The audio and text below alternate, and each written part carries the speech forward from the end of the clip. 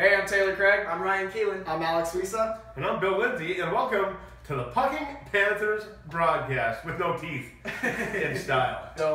So Bill, it's nice to have you out here. I think the viewers might be noticing something a little different this episode. Yeah. We have you as our first guest, which is pretty awesome. So we gotta ask, what happened with the teeth there? It's been a long story. I've had my teeth knocked out over the course of my career, but Yeah. I got a bridge, and my bridge actually just broke a couple days ago. So in the process of getting that fixed, and just happened that this came up, and now I have no teeth. So I'll slur everything that we got right now. So. That's all right. You look authentic though. It looks true pretty hockey, tough. True hockey player pass. Yeah. What do you see from these Panthers so far this year?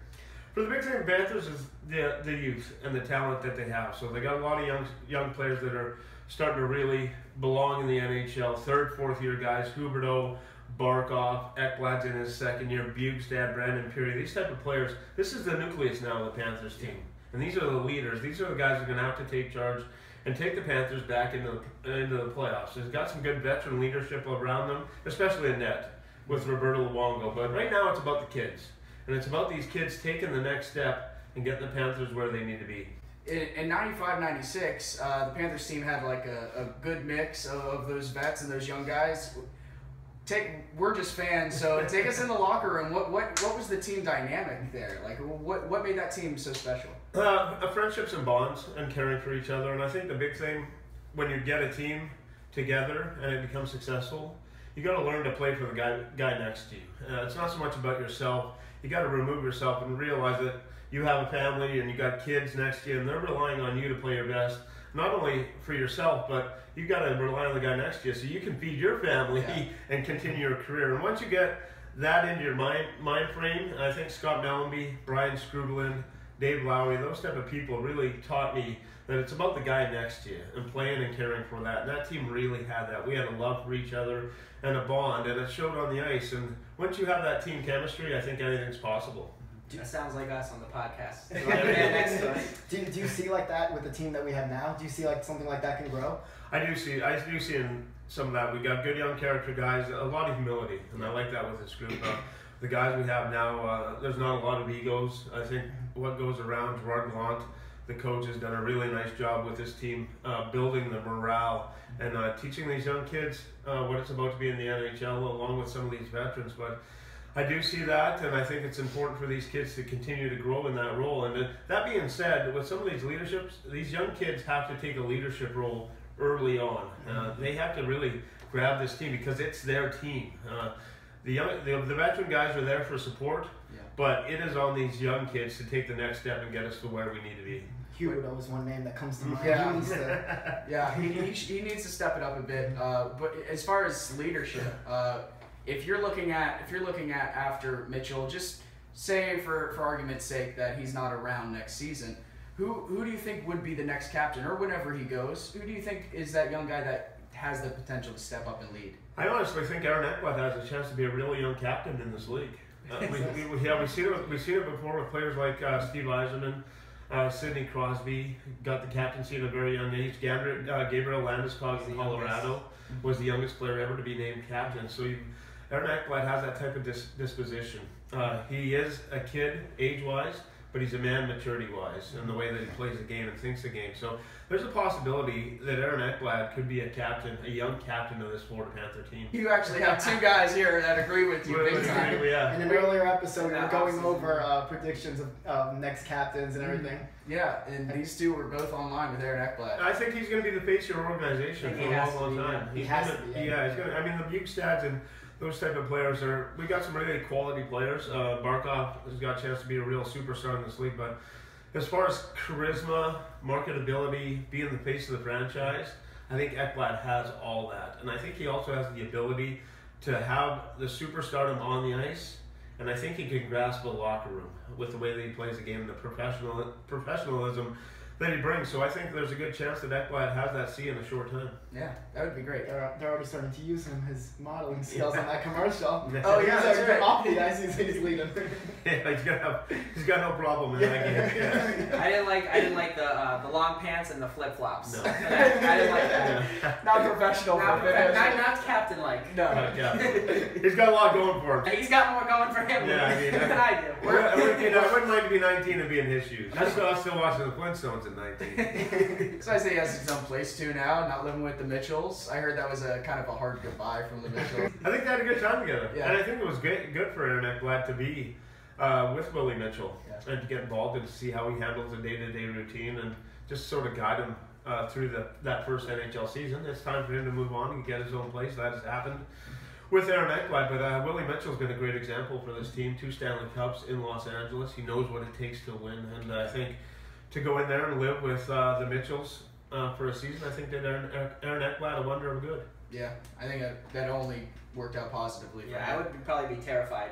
I don't know, just that To live age, with 18, Mitchell? and going to live with someone else. yeah. for I think it Like helps. bona fide NHL. Yeah. The big thing too when you're 18 though, it helps maybe sometimes going with a veteran player because a lot of, even though you're 18, to get thrown in the real world, all of a sudden you got to hook up your cable, you got to pay apartment bills, you got all the mail that you got to take care of, you got fan mail that's coming in. You got a We know what that's like. yeah, but you got a whole host of responsibilities that maybe that you weren't used to, especially when superstardom comes so quick. Yeah. How do you handle the money?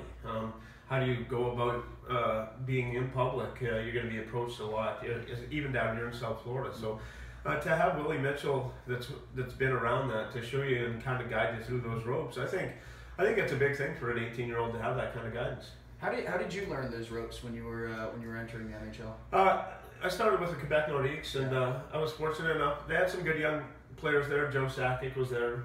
Matt Sundin was there. Ended up being captains on team. Owen Nolan was there at that time. So they were young at that time, but they were still legitimate superstars. And we had some good veteran players, but it's more about how do you handle life on the road, the 82 games. How do you take care of your body? How do you get rested up? And I think just watching the veterans day in and day out helped me the most because coming out of junior, it's a huge adjustment. What do you think of Gallant's decision to use Goodbranson and Mitchell, very sparingly? He's actually using them excessively. Something that I've been noticing there, he's using Mitchell and Goodbranson a lot more than Ekblad and Campbell, who was used a lot more last year. Mm-hmm. And it looks like it's kind of hurting us a little bit, Maybe. especially with our top line. I mean, it's kind of slowing down the offense. He does usually put them out there to go against the opposing top lines. Yeah, and that's the one thing that you've seen from Mitchell and Goodbranson is they want them to be that shutdown pairing, and they're going to get a lot of minutes. If you're going to have a shutdown pairing and they're going to play against the other team's top lines, then those guys are going to get a lot of minutes. You say it might hurt us to some extent, but then if you have Ekblad and Campbell out there against the other team's top lines, that's a lot of pressure on a couple of guys. If you get them away from the other team's top line, do you think it would benefit Ekblad and Campbell when they have to go against the second, third line, maybe the lesser, harder lines of the opposition, maybe free them up to go a little bit more?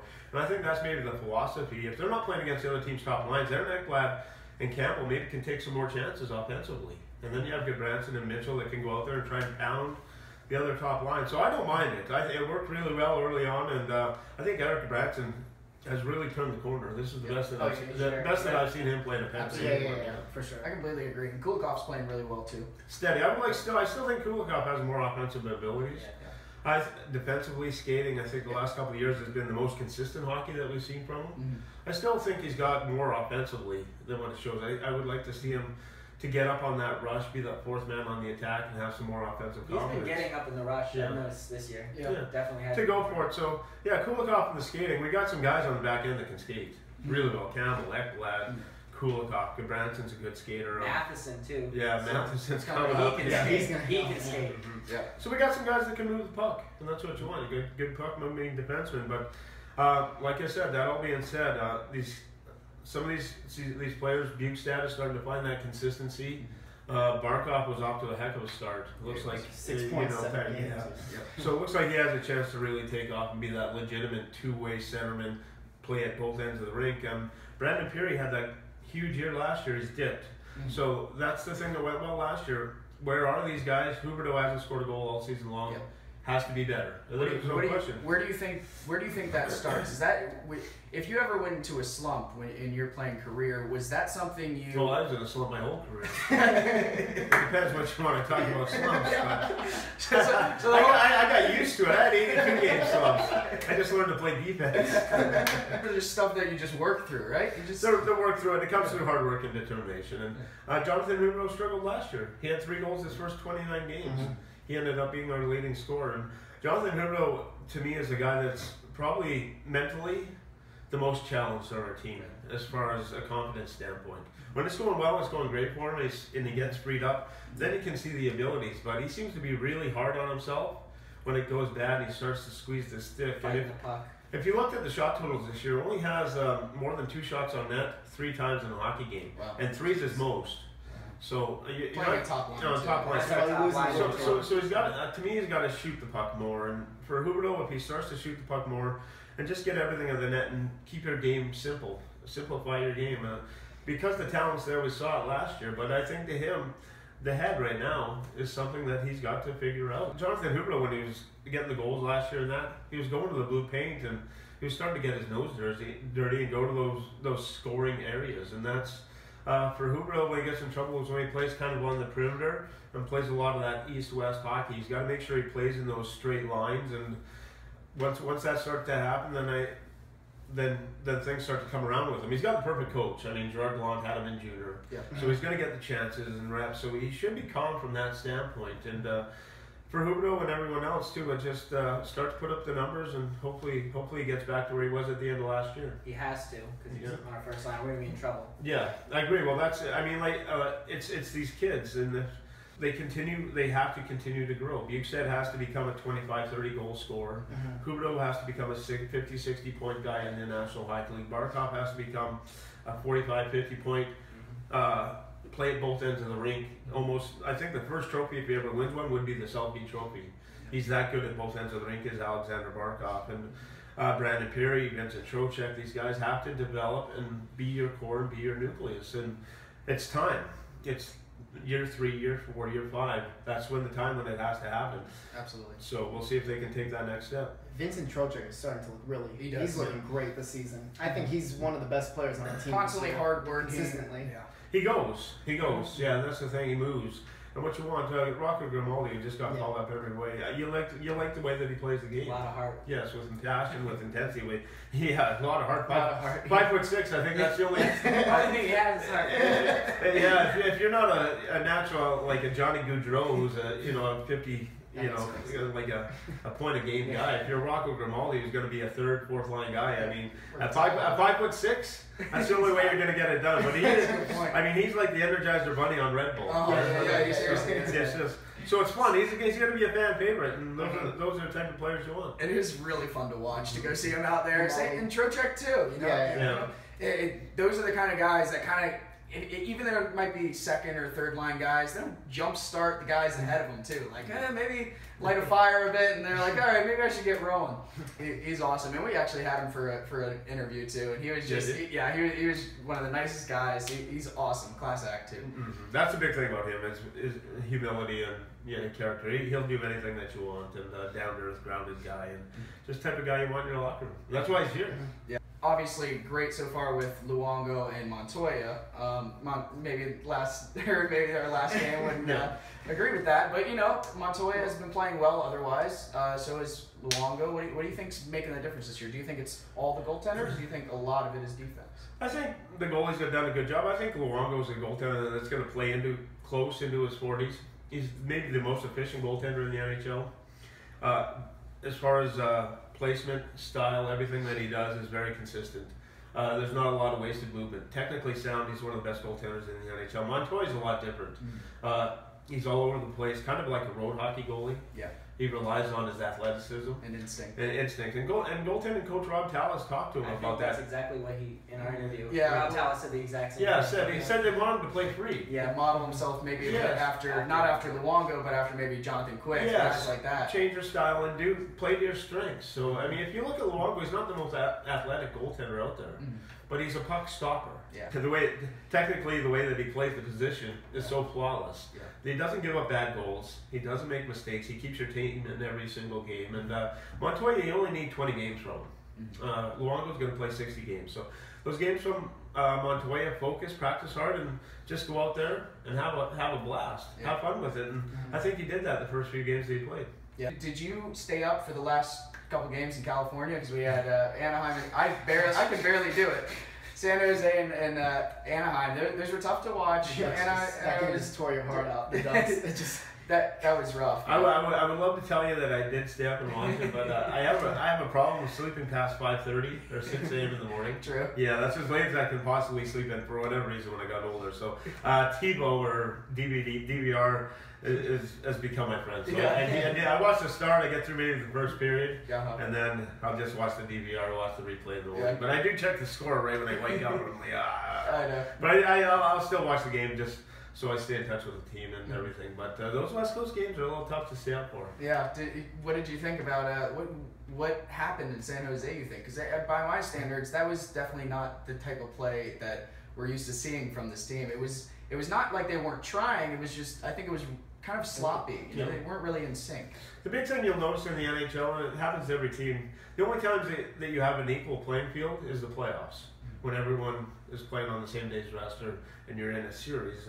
Other than that, there's going to be nights, Florida Panthers, Anaheim the night before, emotional game, tough game. Perry ties it up with 6 seconds left. And then you got to fly to San Jose the next day. And as much as people like to talk, you think you're going to be energized and revved up for every game, but it's not there. It's tough. In back-to-back games, sometimes you're not going to have the legs and you're not going to have the energy. And that looked to be the case in point last night for the Panthers. You can't use that as excuses, but there's some nights where it's not there. And you have to limit those games, and I think that's probably been the first one so far that I've really seen where they haven't had legs. So what are we, 10, 13 games into the season? And that's one dud. Yeah, exactly. So if you limit, I mean, I look at the course of the year and you're probably going to have 10 of them. Yeah. You know, 10 of those games where it's just going to be a throwaway. You're not going to have it. So that was one of them. You have to limit those, and I think they have limited them so far. Yeah. What do you think about our use of Thornton? Thornton got into a fight last night. He kind of proved his worth a bit. But do you think he's useful enough to replace a guy like Connor Brickley? Well, the league's changed. Yeah. So they're going away from the tough guys. NHL, the fighting the numbers have dropped way down from where they've been, and it's almost become extinct. Teams are using 4 lines. They're rolling 4 lines. So a guy like Thornton at age 39 is ending his career. It's been a wonderful job that he's been able to do. He'll fight, he'll do anything, and he'll make the most of it to the end. He can give you some minutes, but I think as you'll see this season go on, he's going to maybe play one out of every 3-4 games. Yeah. And you'll see that 4th line more with Connor Brickley, Quentin Howden, Derek McKenzie, Rocco Grimaldi, those type of guys. And then you can roll those 4 lines. And Thornton, not to say that, he'll give you some games and some moments and give you the fights. But for the most part, you're going to see a 4th line, I think, that's more skating and attacking. You know Thornton better than any of us. You've been close with him. So we hear that he is just a phenomenal guy in the locker room. He does a lot for the team. He energizes them. He's great. He's hilarious at practice. Yeah. Watching my practicing, the guy is just funny. But what do you think he brings in that regard? 100%. True pro, and does have that light side, and he's one doesn't worry about the ice time, doesn't let him get it down. He will be in that dressing room encouraging guys whether he's playing or not. He'll be giving tips. It's invaluable, I think, to have a guy like that in the locker room.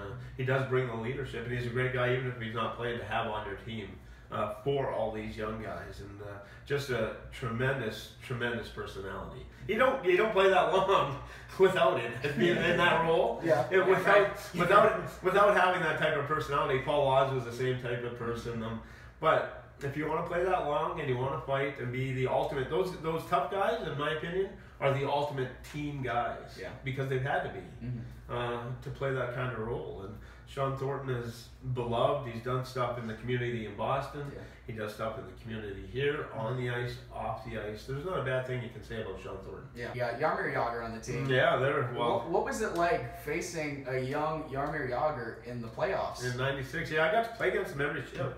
Wow. That was on the. That was my job. It was to go out there against Jaromir Jagr, and it was the one time that I lined up almost every single time in that playoff series against Jagr. And I did a lot of chirping, a lot of yelling, but I had fun trying to get him off his game and stick him and do whatever. I mean, that was a thorn in the side. His talent, he's got more talent in his thumb than I had in my whole body. So I did whatever he could, and that's kind of the way our team was in '96.